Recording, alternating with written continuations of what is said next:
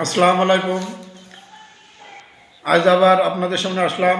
আমাদের আজকের বিষয় এসএসসি পরীক্ষার্থীদের জন্য সন্ধির ওপরে যে গুরুত্বপূর্ণ এমসিকিউগুলো। সন্ধি কাকে বলে? পাশাপাশিতে যে দুইটি বর্ণের মিলনকে সন্ধি বলে। সন্ধি শব্দার্থ মিলন বা সংক্ষেপ। সন্ধি যদি আমরা ভাঙি সম প্লাস ধি। সন্ধিতে 4 ধরনের মিলন দেখা যায়। সন্ধির সূত্র, সমাস, উপসর্গ, প্রত্যয় এগুলোতেও কাজে লাগে। সন্ধি 3 রকম: স্বরসন্ধি, ব্যঞ্জন সন্ধি, বিসর্গ সন্ধি। সন্ধিতে মিলন হয় প্রথম শব্দের শেষ ধ্বনি, যেমন বিদ্যা আ আর আ লয়, আয়ের আ, এ আর আ আর আ মিলে হয় আ। বিদ্যালয়, বিদ্যা প্লাস আলয়, বিদ্যালয়। প্রথম শব্দের শেষ ধ্বনি, দ্বিতীয় শব্দের প্রথম ধ্বনি সাথে সন্ধির মিলন হয়। স্বরসন্ধি, স্বরবর্ণের সাথে স্বরবর্ণের যে মিলনে সন্ধি হয় স্বরসন্ধি। স্বরসন্ধির মধ্যে যে ইম্পর্টেন্টগুলো আসে: পরীক্ষা, পরি প্লাস শিক্ষা; জনৈক, জন প্লাস এক; শীতার্থ, শীত প্লাস ঋত। অনেক সময় দেখা যায় ছাত্রছাত্রীরা আর ডাই মেরে আসে, আর থাকলে ঋত হবে, অবশ্যই মনে রাখতে হবে। শয়ন, যদি ব্যঞ্জন ধ্বনির সাথে কার না থাকে আর অন্তুস্থ থাকে তাহলে এ হবে, শয়ন, সে প্লাস অন। আর ব্যঞ্জন ধ্বনির সাথে আকার আর অন্তুস্থ থাকে তাহলে হবে ওই। নায়ক, নই প্লাস অক।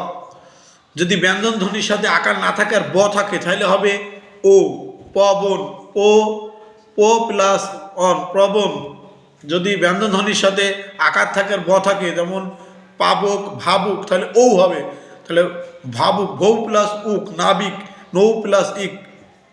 প্রিয় শিক্ষার্থীবৃন্দ, অনেক সময় দেখা যায় যে এখানে একটা শব্দ দিয়ে বলতে পারে এটা কোন নিয়মে হয়েছে। যেমন পরীক্ষা, এই সন্ধিটি কোন নিয়মে হয়েছে, তার মানে আমাদের সঠিকভাবে ভাঙতে হবে আগে। যেমন পরি প্লাস ইক্ষা, ইক্ষা বানানে কিন্তু সবসময় দীর্ঘি হয়, তাহলে পরি, হর্ষাই প্লাস দীর্ঘি, এই নিয়মে হয়েছে। আবার আসতে পারে যে অ প্লাস অ বা আ প্লাস আ মিলে এই সূত্রের কোনটি উত্তরাধিকার, উত্তর প্লাস অধিকার, অ মিলে আ হয়েছে।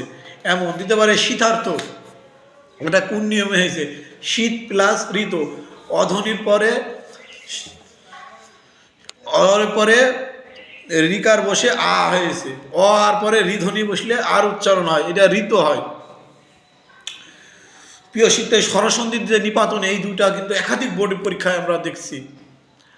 কুলটা আর গবাক্ষ, স্বরসন্ধি নিপাতনে, নিপাতনে মানে যেটা নিয়ম অনুসারে হয় না, কুলটা এবং গবাক্ষ। কোনটি নিপাতনে? স্বরসন্ধি, কুলটা এবং গবাক্ষ।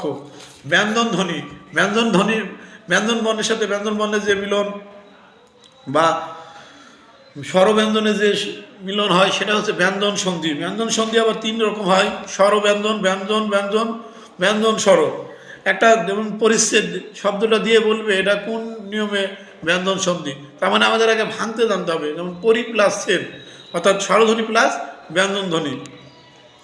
আবার দিতে পারে সদ উপায়, সৎ প্লাস উপায়, এটা হচ্ছে সৎ, ত প্লাস হস্যু, ব্যঞ্জন প্লাস স্বরধ্বনি, এইভাবেও আসে।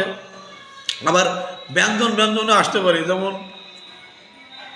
উজ্জ্বল, উৎ প্লাস জল, ত প্লাস বর্গীয় জল, দুটাই ব্যঞ্জন ধ্বনি।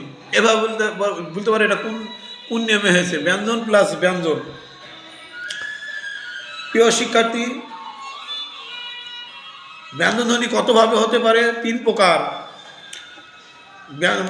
আবার দিতে পারে নিচের কোনটি বর্গীয় জয়ের প্রভাবে ত হয়েছে?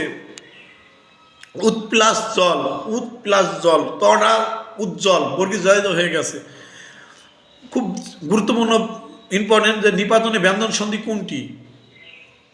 এর আগের পর্ব আমরা আলোচনা করেছিলাম গোষ্পদ, একাদশ, বৃহস্পতি, কোনটি নিপাতনে ব্যঞ্জন সন্ধি। এটা কিন্তু একাধিক বোর্ডে আসে, গোষ্পদ, একাদশ, বৃহস্পতি। বা অনেক সময় একটা বোর্ডে দেখলাম যে ভাঙ্গা এসেছে বৃহস্পতি, বৃহস্পতি, বৃহৎ প্লাস পতি, নিপাতনের মানে যেটা নিয়ম অনুসারে হয় না আর কি।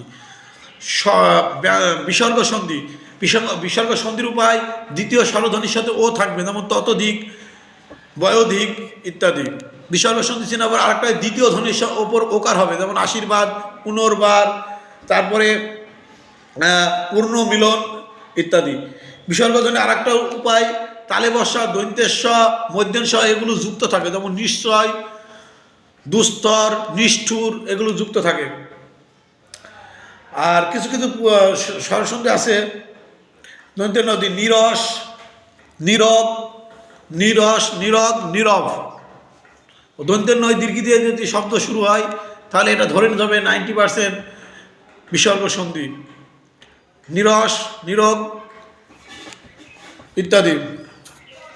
তাহলে আমরা আজকে এই পর্যন্তই, এর পরবর্তীতে আবার আমরা আরও গুরুত্বপূর্ণ প্রশ্ন নিয়ে আসবো। খোদা হাফেজ।